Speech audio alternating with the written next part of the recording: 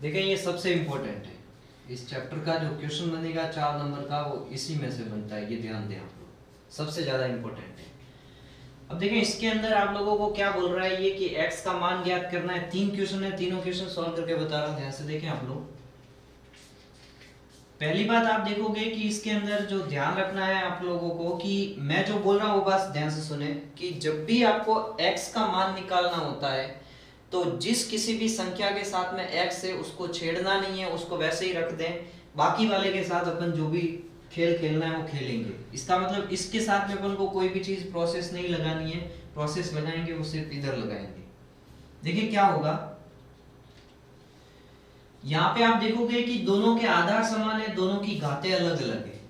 तो आपका रूल कौन सा लग जाएगा, आप लोगों को मैंने सिखाया था a की घात m गुणा a की घात n, तो क्या हो जाएगा a की घात m प्लस n हो जाएगा। ये वाला रूल लगेगा इसके अंदर। जब ये रूल लगेगा तो किस प्रकार से वर्क करेगा आप लोग देखें, तो ये वर्क करेगा आपका 4/3 की घात m है, 4/3 की घात -5। इसका मतलब दोनों के आधार समान है, आधार समान है उसको एक बार ही लिखते थे अपन, ये a मान लेते हैं, आधार समान है एक बार ही, और फिर इसको आपस में अपन क्या कर देते हैं, जोड़ देते हैं। तो ये आपका -5 हो जाएगा, इन दोनों को जोड़ना है और इधर आपका आ जाएगा 4/3 की घात -3x। समझ में आ रही होगी बातें। अब आप ध्यान से देखें, इसको एक बार ही लिखेंगे 4/3, और ये दोनों माइनस में है तो दोनों जुड़ जाएगी। इसका मतलब क्या आ जाएगा, ये आपका -9 हो जाएगा, क्योंकि -4 और -5 ये दोनों आपस में जुड़ जाएगी, दोनों संख्या माइनस की। यहाँ आ जाएगा 4/3 और ये हो जाएगा आपका 3x। जब आप देखेंगे इधर दोनों तरफ ये बीच में बराबर का निशान है, यहाँ मैंने गुणधर्म लगाया था तो इसको सॉल्व किया तो दोनों आधार अलग सेम थे और घातें अलग अलग थी, तो पहला गुणधर्म लग गया और इसका आंसर आपके पास में -9 आ गया। अब आप देखेंगे ये दोनों बराबर है, दोनों तरफ ये वाली संख्या जो अपन आधार कहते थे वो भी दोनों तरफ बराबर है। इसका मतलब इनकी घातें आपस में बराबर होगी तभी तो ये बराबर होगा।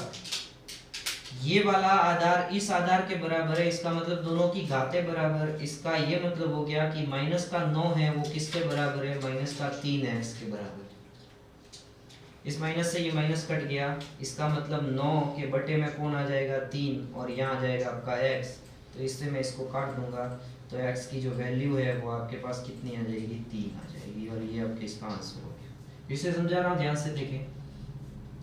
जब कभी भी x की वैल्यू को निकालने का लिए बोलता है तो आप लोगों को उस संख्या को अकेला ही छोड़ देना है, जैसे मैंने यहाँ पे छोड़ा हुआ है। इन दोनों में आपका पहला गुणधर्म लग रहा था क्योंकि आधार समान है दोनों के और घातें अलग अलग है, तो उसको एक बार लिख दो और घातों को आपस में जोड़ दी तो -4 और -5 -9 हो जाएगा। यहाँ पे दोनों आधार समान है तो दोनों की घातें बराबर होगी तभी तो इस बीच में बराबर हो रहा था। इसका मतलब घातों को बराबर में लिख दो और यहाँ से वैल्यू मेरे पास x की कितनी आ गई, 3 आ गई। आ जाए सेकंड क्वेश्चन पे, बहुत ही अच्छा क्वेश्चन है ये भी। इस सेकंड क्वेश्चन को मैं अगर करता हूं तो आप लोगों को क्या ध्यान देना है, ध्यान से देखें इधर। इसमें क्या प्रोसेस बन रही है कि ये देखो आप लोगों का, इसमें भी इसको वैसे अकेला रख के भी कर सकता हूं मैं। अगर मैं इसको चेंज करने की कोशिश करूं तो क्या मैं इसको इस प्रकार से लिख सकता हूं, 7 की घात -3, क्योंकि इसमें भाग का निशान है, इसको मैं बटे में लिख सकता हूँ। और यहाँ पे आपका क्या आ जाएगा, 7 की घात 5। इसको छोड़े मैं आपको सिंपल तरीके से बता देता हूँ, अपना गुणधर्म वाला तरीका उसी से। ये गुणधर्म वाला तरीका ही देखें आप लोगों का कि बीच में भाग का निशान है, आधार समान है, x की पता नहीं क्या वैल्यू है, तो अपन कह सकते हैं कि ये दोनों घातें अलग अलग है, आधार समान है। तो अपना कौन सा रूल लगेगा कि a की घात m भाग a की घात n। इसका मतलब जो आधार समान है उसको एक बार लिखो और घात आपस में क्या हो जाती है, घट जाती है, और यही आपका रूल लगना है। ठीक है, तो ये यहाँ पे क्या हो जाएगा, ध्यान से देखें इधर।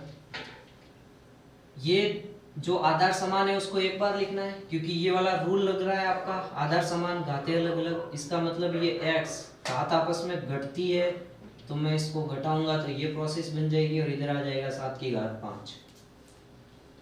जब यहाँ पे अपन करेंगे तो 7 की घात, यहाँ पे x था और ये माइनस और माइनस क्या हो जाएगा प्लस का 3 बराबर में कितना आ जाएगा 7 की घात 5। देखिए ध्यान से, घातें अलग अलग थी, बीच में भाग का निशान था, तो आपका सेकंड गुणधर्म लगा, घातें आपस में घटेगी तो x में से -3 को घटाया तो ये +3 हो जाएगा।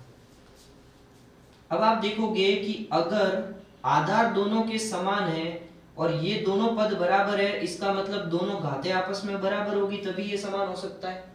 तो मैं लिख सकता हूं कि x + 3 है वो किसके बराबर है आपका 5 के।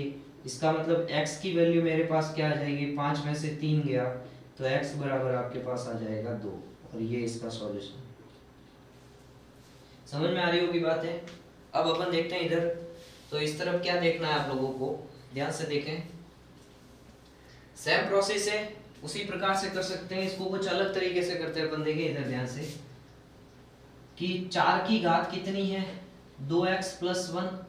अब आपका ये 16 अगर इस तरफ बराबर के इस तरफ भाग में है तो दूसरी तरफ भेजूंगा तो वो गुणा में चला जाएगा, गुणा में ही जाएगा। यहाँ पे 64 ऑलरेडी था, एक बार फिर से बोल रहा हूँ ध्यान से सुने, ये भाग में 16 था, ये बराबर के इस तरफ था, अगर मैं बराबर के उस तरफ भेजूंगा तो ये किस में चला जाएगा, तो आप कहोगे कि इधर भाग में है तो बराबर के उस तरफ आप कह सकते हो कि वो गुणा में चला जाएगा। गौर से देखें इसको ध्यान से, यहाँ पे 4 की घात कितनी आ जाएगी 2x + 1 बराबर, अगर मैं 64 को लिखता हूं,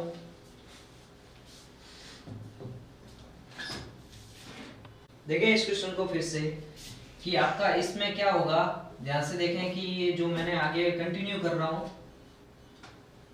ये आपकी भाग में था तो इसको मैंने दूसरी तरफ भेजा तो वो किस में चला गया, गुणा में चला गया। बस यही खेल खेला मैंने कि बराबर के दूसरी तरफ कोई भी संख्या अगर भाग में होती है उसको ट्रांसफर करते हैं, पक्षांतरण करते हैं तो वो आपका गुणा में चला जाता है। अब आप देखोगे कि 64 को मैं क्या लिख सकता हूँ, तो आप कहोगे कि 4 × 4 × 4 लिख सकते हो सर, और फिर बाद में 16 को क्या लिख सकते हो, तो आप कहोगे कि 4 × 4 लिख सकते हो 16 को। फिर से बोल रहा हूँ 64 को लिख सकता हूँ 4 × 4 × 4 और 16 को लिख सकता हूँ 4 × 4। इसका मतलब ये 4 और यहाँ आ जाएगा 2x + 1, और इधर कितनी बार है ये घात, तो आप कहोगे कि सर 5 बार है। फिर से वही बात, इन दोनों के आधार समान है, बिल्कुल दोनों तरफ आधार समान है तो दोनों की घातें भी बराबर होगी तभी तो ये बराबर हो रहे हैं। पर इसका मतलब यहाँ आ जाएगा 2x + 1 बराबर क्या है 5। तो आप लिखोगे कि यहाँ आ जाएगा 2x बराबर 5 माइनस में कितना आ जाएगा 1। इस तरफ पक्षांतरण करूंगा 1 को तो प्लस वाला किस में बदल जाएगा, माइनस में। इसका मतलब इसका आंसर कितना आ जाएगा 2x बराबर में कितना आ जाएगा 4, तो x बराबर क्या आ जाएगा 4/2, और ये कट के आंसर कितना आ जाएगा x की वैल्यू आपको 2 आ जाएगा। तो ये x के मान वाला जो क्वेश्चन है वो आपको ध्यान से देखना है।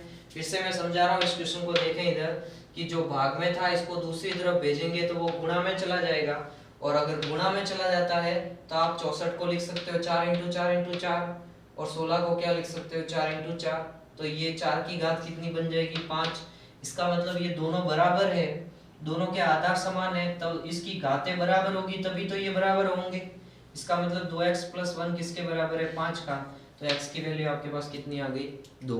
तो ये भी क्वेश्चन आपका इस प्रकार से हो गया समाप्त।